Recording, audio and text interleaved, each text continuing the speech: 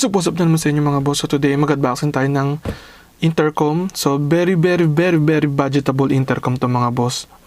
Maski sino kayang bilhin to. Less than 1K ang price niya. Dito sa TikTok shop, mura-mura nilang mabili pag may discount kayo. Pag less than 1K, i-grab nyo na agad to mga boss. So Girilek, to Bexa kaya, kung makikita nyo mga boss, ayan yung brand niya, Girilek.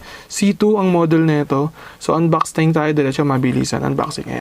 So pagka-unbox yung mga boss, ito yung kasama sa packaging. Ayan, ganyan. Ayan yung lagayan niya. Ang ganda ng lagayan. Tapos ito yung mga kasama mga boss. Kung makikita nyo, soft mic, included na siya sa package, kasama na. Hard mic. Soft mic mga boss, ginagamit sa full face helmet.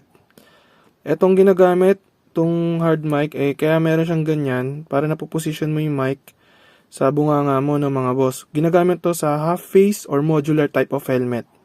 Yung mga modular type. Tapos kasama siya charger, syempre USB Type-C. Tapos yung earpiece niya mga boss.